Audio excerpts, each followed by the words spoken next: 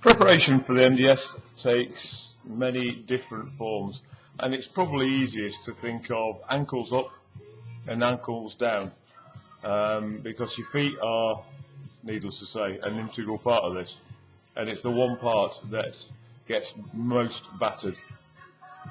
So just doing ankles up, obviously there's a huge amount of kit that you can buy, but you are limited by the amount you want to carry. So in terms of kit, I'll work from the top down. As you can tell, I wore an idiosyncratic head attire. It was a hat that I've worn on previous events, and I have to say it was fantastic for many different reasons.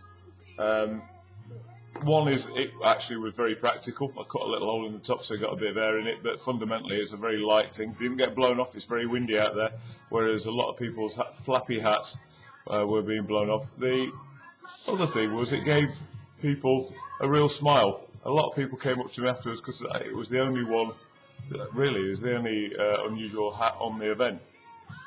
And so they followed it for miles and miles and miles, and it was like a beacon for them.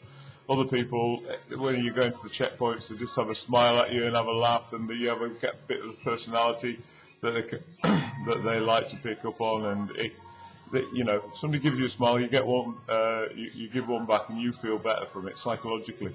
So if you want to get something unusual, feel free. There's no downside to it, as long as it's practical. Wide brimmed, obviously, because it does get hot between the hours of 11 and 3 in particular. In terms of tops, I wore a Raid Light top. You can see it there. Fantastic long sleeve Raid Light top. Amazing piece of equipment. It's about 90 quid, but it's well worth every penny. You don't take any changes of clothing, so well worth investing in that. And I didn't wear any sun cream under it or anything, and it was absolutely perfect.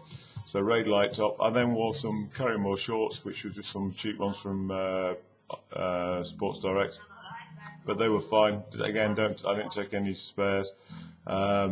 Socks. Those ones with toes in it, beginning with I can't remember what they're called. They were very good, and everybody kind of wore those. And then shoes, just get the trainers that you're very comfortable in, a bit bigger than you would normally get. Allow for a little bit of expansion, but without them being too flappy. And then gaiters over the top and get them sewed on.